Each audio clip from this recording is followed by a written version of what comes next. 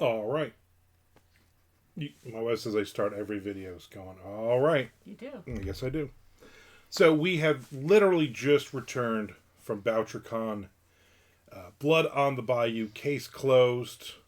Bouchercon 2025, New Orleans, September 3rd to 7th. We're recording this on the 7th. We've driven all day to get home. Yeah. I had a great time. I had a good time. I had a very good time. Was this the first? I guess this is this is the first conference that I've been to that you were also there as a guest, able to wander around and whatnot, and you didn't have to really work all that much, you know. Right. Yeah. Typically, I go to these with you, and you're attending, and I'm just kind of there to assist you and sit at the table and sell books so you can do everything. But this conference, you weren't selling books really, other than for like an hour. Yeah. But you weren't selling books, and so I actually attended as a guest and went to panels and got to meet authors and do all that stuff. So this one was a little different for me, and I enjoyed it. Yeah. I really enjoyed it. So we went up the Tuesday before. We stopped in Biloxi. We got went to the casino, got a hotel room, got the buffet. You gambled a little bit, and then so it was like 90 minutes drive from there instead of driving 8 or 9 hours, which was good. The cats miss us. They miss me. The cats miss you. So so we got there around about 11 a.m. on Wednesday, and we weren't able to check into our room or anything yet, but we wandered around, and it was on a couple of floors. So downstairs was the bar, where we saw author Ronald Malfi spend most of the convention. And it was a big area. It was a lot of tables and stuff, but it was always packed. And then upstairs were panels, and then there was upstairs, second and third floor. Second and third floor. The second floor upstairs were panels, and then they had, was that where the books were? That's where the bookstore, no, that's where the suite was, where you could go sit, and they were doing where you went to get your free books and where you did your registration. There was tables there, and they gave you tickets to go pick up 4 free books. A lot of them were advanced reader copies, and stuff like that. So I grabbed those. I'll do another video of the books that we picked up, which is very cool. Free books is always pretty cool, and that was the place where you go to get coffee, Starbucks coffee, and they would have snacks and whatnot there from time to time. And then on the third floor, they had the book dealers. So they had people selling books. People were selling T-shirts. People were selling jewelry, different. They had a Cabot Cove T-shirt and a Jim Rockford Files T-shirt. Yeah. Because I'm an old lady, I guess. Yeah, you got a couple of old lady T-shirts. And that's where all the signings happened when, after the authors were done with a panel, then they would go into that room. And then there was like a giant room where they did like the author interviews, the one-on-ones where you had an author, and we saw 3 of those, right? Yes. So we saw Michael Conley. Get that right. Michael Conley. The first night. Interviewed Johnson. By Alifair Burke. I don't remember that part. I remember the person. You were very excited. You were very excited about that. Yeah. Then Craig Johnson was interviewed. Second night, yeah. Second night, and then Brad Thor and Ward Larson. They have a new book that's coming out, and we got advanced copy. We actually got copies signed copies from them, which is very cool. Yep. So I did a lot of.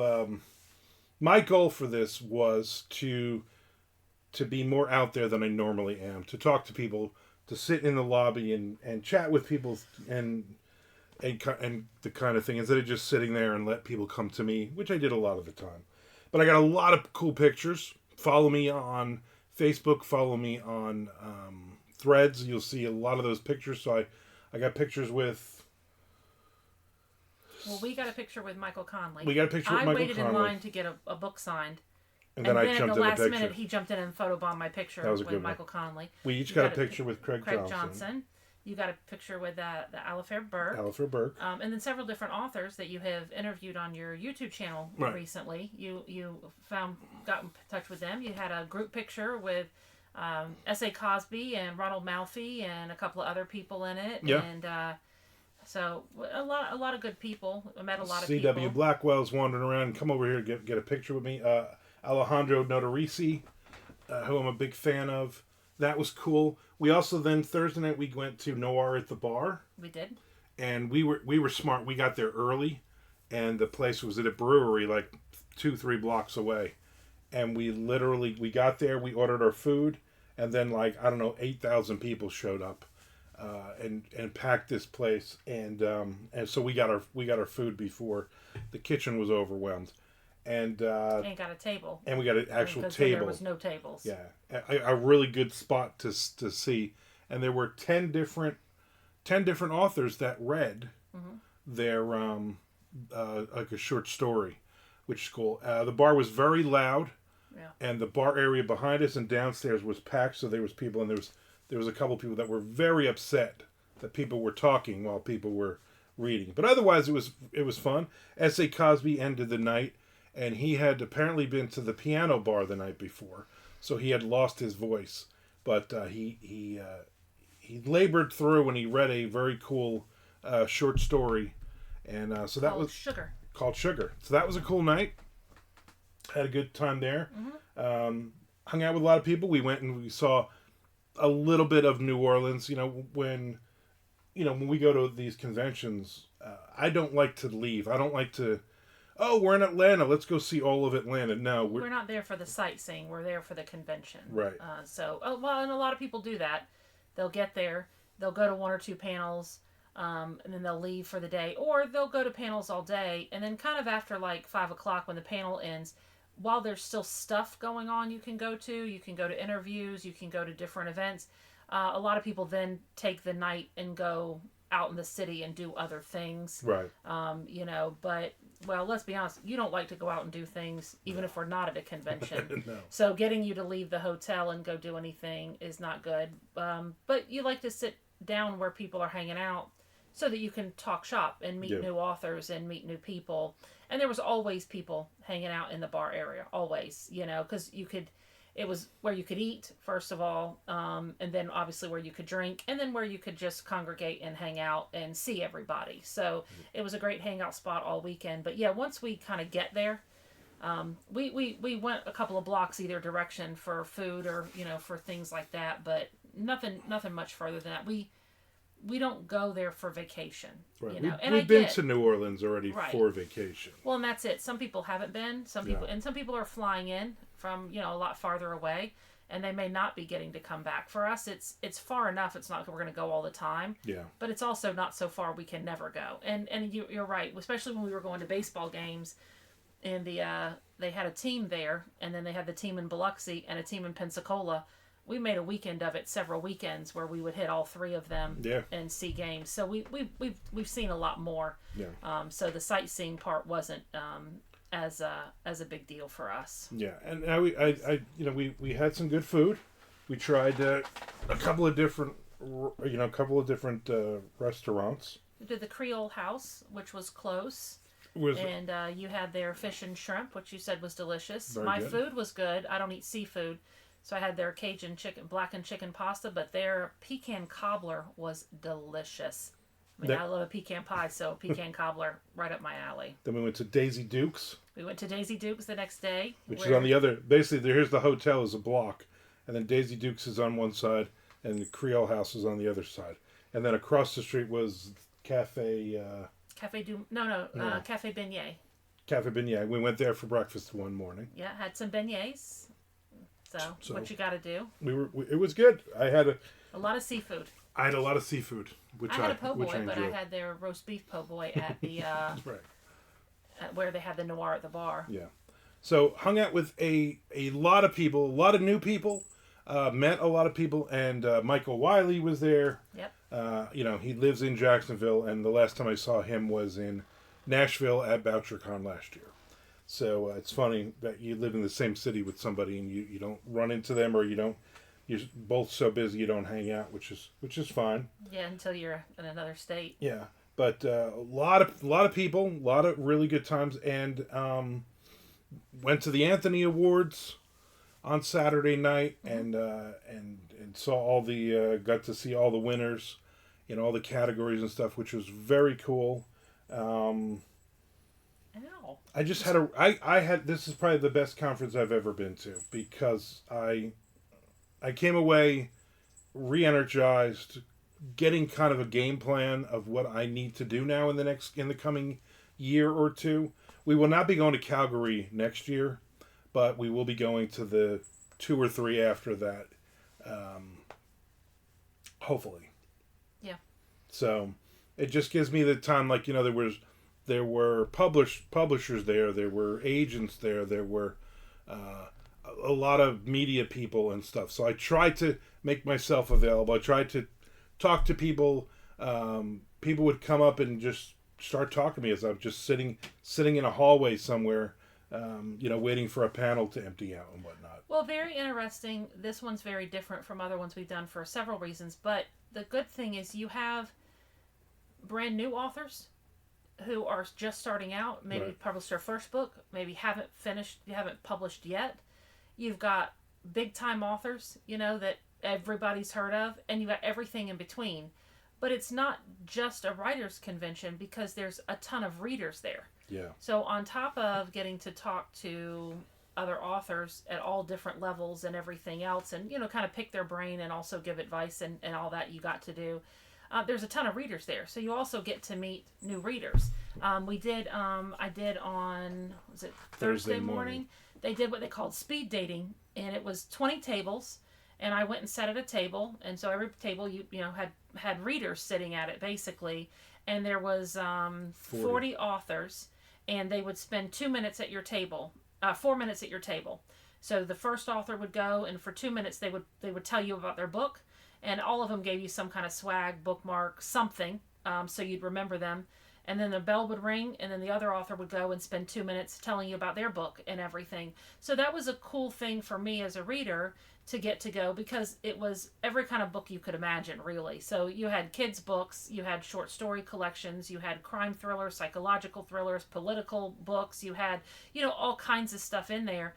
And I got to collect information, but it was nice because I'm used to getting to do that, like going to a room and walking from table to table and Right. going, well, what looks good? Let me go up and talk to this person. I'm not really sure. So to get in and get real quick where the authors were like, okay, you got 2 minutes, sell them on your book. And then the authors got up and moved. So you weren't even having to get up and move. The authors had to move table to table. And you asked them if their stuff was available on audiobook too. Which is big for me. So I'm getting bookmarks or whatever swag they were giving, and I would, at the end I'd say, hey, is your book available on Audible? And if they say yes, I kind of put a little A on their bookmark or whatever swag they gave me to remind me, because that's one of the big things for me as well. I like to sit down and read.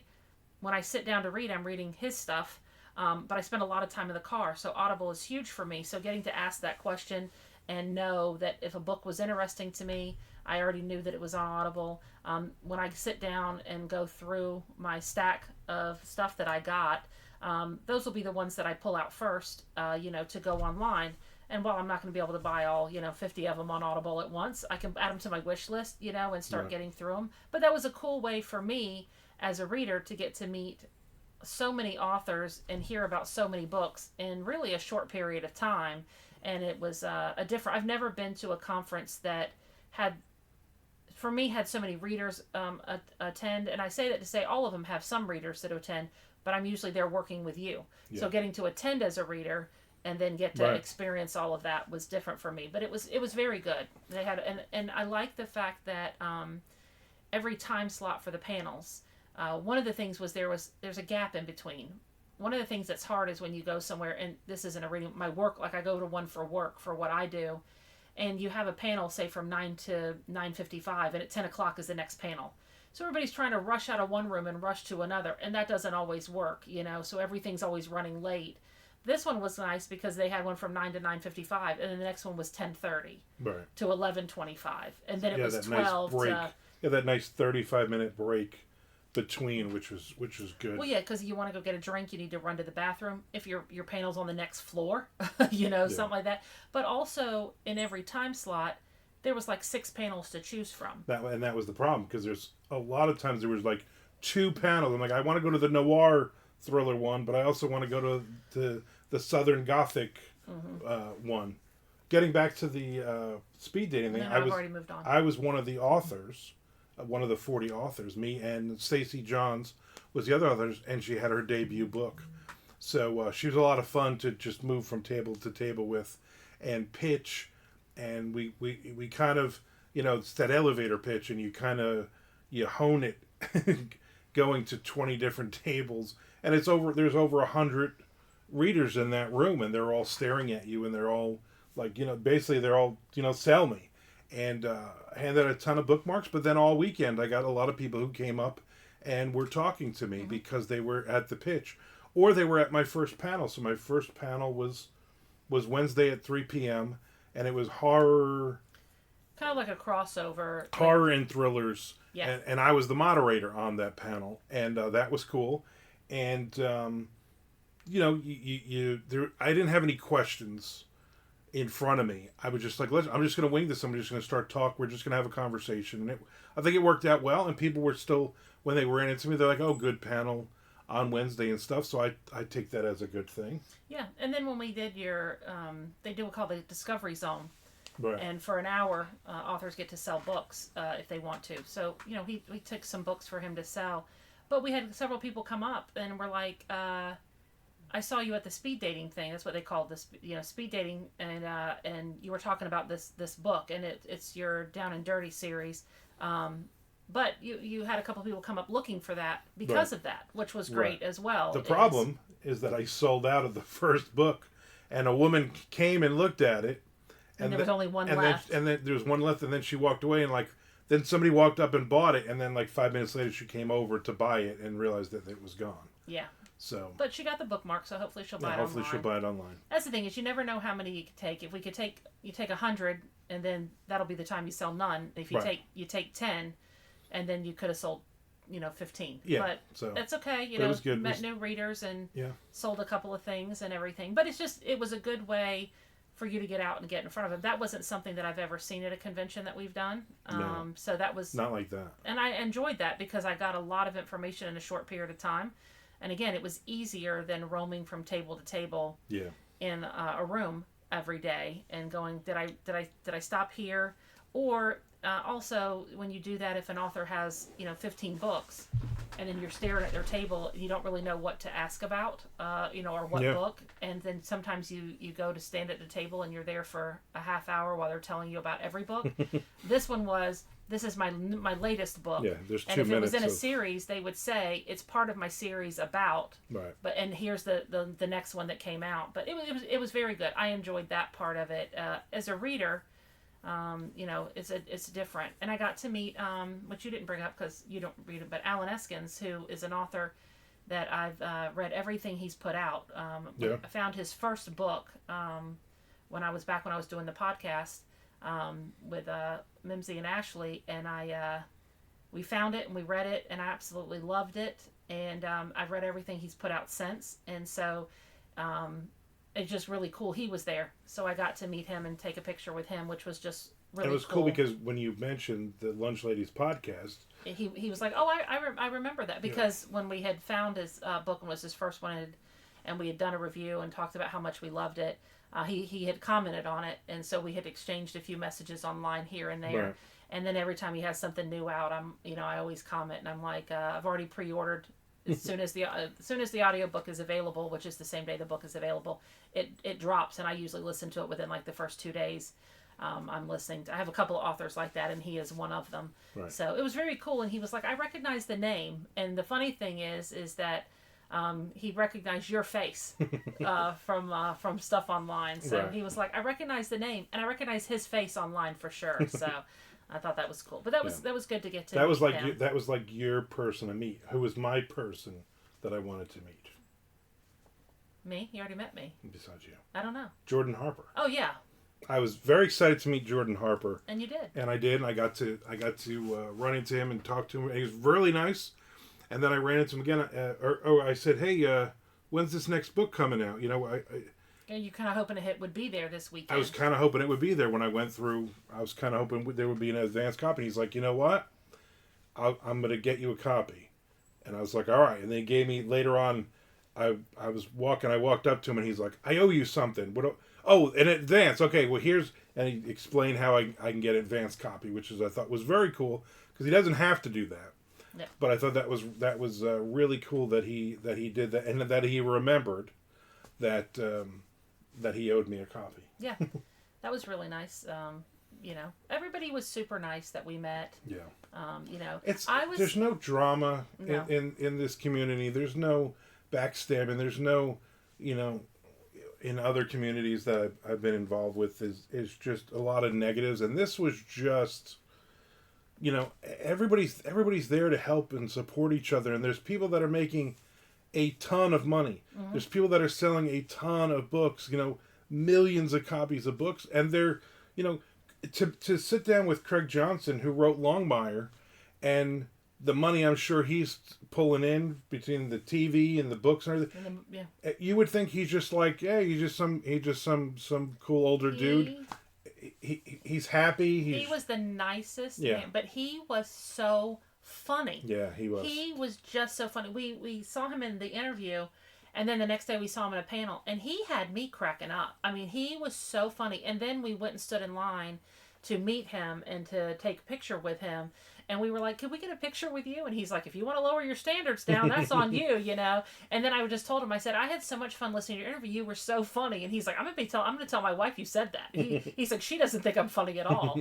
And he was just the answers that he gave in the interviews, so personable, so funny. Michael Conley is more reserved, right, but also humorous with the answers that he gave. He's a lot drier. Yeah. He was very funny with some of the stuff that he talked about. Well, Craig Johnson with his cowboy boots and his cowboy hat, and he's so totally the Longmire guy that you would expect from writing that series. Yeah. But I will tell you what cracked me up was this one lady stands up in the panel and says, "I didn't like the casting on on your TV show. I read all your books and then I just watched it the other week, and I didn't like it." And that was like really her whole comment. And he's like, "Well, who didn't you like?" And she's like, "I just didn't like it." And he's like, "Well, you didn't like any of them? You didn't like any of like, what was your problem?" And it was one of the characters, Standing Bear is the character. But it was just so funny. She just felt the need to get up and let him know. Remember when we're standing in line, yeah, waiting to meet him, she's behind us and she says, "Did you like Lou Diamond Phillips in that?"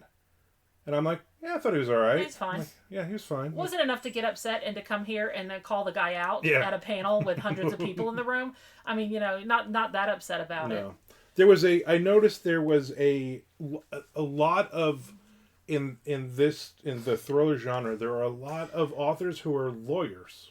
Yes. A lot of them who are lawyers. So it was interesting on some of the panels when you got into, like, we went to the business of writing panel. And that one was, I mean, there was a legitimate lawyer who does this for a living, who two of them who work with, big authors and stuff. And so it was really good to listen to their answers because they knew what they were. It's not like, hey, we're going to go on Facebook and we're going to throw out a legal question and 400 people who don't know what they're talking about are going to answer. Well, we talked to an author that you see at NINC every year. And she was the moderator on the panel, basically about legal thrillers, kind of courtroom stuff. And she said, so, she said, because I work in, I have my kind of my outline of what I want to talk about, like make sure I'm prepared for moderating this panel. She said, and one of the things she thought she would get up there and she would be like, how many of you are lawyers, thinking to kind of, let's just put out there that we have some people on the panel that are literally lawyers, so we're going to talk about it and get their point of view. And she goes, and I thought one or two people would raise their hand. She said, and literally every person in the room was an attorney. Yeah. She said, every person raised their hand. And she's like, oh my God, we have a bunch of lawyers in here that want to talk to each other about law. But I mean, there was a ton. Yeah. It was a ton, which I thought was, was interesting, especially on, it was the business. It's Right. like, it's not just being an author. It's definitely a business that goes along with it. Yeah. And the ins and outs. And it was interesting because it's stuff that we've talked about. How do you leave your intellectual property to someone if something were to happen? Do you need to have an LLC? Right. The question of, if, the whole tax question of, if you don't make money for more than 3 years, or if you don't make a certain amount, or if you don't do this, do you have to change it to a hobby instead of a business? And those are all things that we've heard. Yeah. People have brought up, and you hear rumors about, or people talking about, or and so it was interesting to get to listen to all of those answers from people actually in the legal profession, who do this for writers. This is their legal. Yeah. This is part of the legal stuff that they do. They're not like, well, I'm a divorce lawyer, but right. I can answer this question. Yeah. I had a great time. I think it will definitely motivates me to get some books out there, and it definitely motivates me to realize, based on the Anthony Awards and all the other awards that are given at the Derringers and everything else, for me to go, okay, who are the publishers that I need to be looking at? Who are the publishers that I need to be submitting my work to? And also to get serious about, finding an agent for a couple of things that I'm writing now. I don't have to do that now because in a year when I'm finished with a book or two, all that might change over anyway. But I think it was great for me. I wish it wasn't in Calgary next year because we would have bought tickets to and everything to already go back. But from Jacksonville, Florida to Calgary is about 4 billion miles. Give or take a mile. Give or take a mile, and I'm not going to fly all the way out there. That just seems like it's a little far for us to travel. Really, really long, and it'll be nice to maybe hopefully it'll give me more time to write and get stuff done, and then just follow everybody's social media posts and have the awful FOMO. So then the next year I'm back at it. So. Maybe we could take an actual non-working vacation next year. Yeah, we'll find another convention. Don't worry, we'll find another convention. Okay, good. I was so worried. Well, I'm glad we went. Me too. And you know what? I'm also glad we get to sleep in our own bed tonight. Me too. And I'm also glad I'm getting ready to go pick up my dog because I miss her. Yeah. I miss my baby Alice. I'm going to go pick her up now and bring her home. The cats are already like, oh, they're back. All right, whatever. All right, we've seen them. All right, they feed us again, and that's about it. Yeah. So. All right, so make sure you subscribe. Make sure you watch these videos. Make sure you also subscribing and following along on this YouTube channel because I'm trying to build it up. And I'm trying to build it up. We're going to have a ton more thriller interviews coming up now. I've met a bunch of people. I've mentioned the interviews and stuff. So hopefully we'll get some... hopefully we'll get a lot more interviews. The goal is at least one a week, maybe 2 a week. So we'll see what happens. But anyway... Make sure you hit the subscribe button. I really appreciate it. If you have any questions or anything for me or Shelly, my wife, then feel free to just drop them in the comments and one of us will answer them. There you go.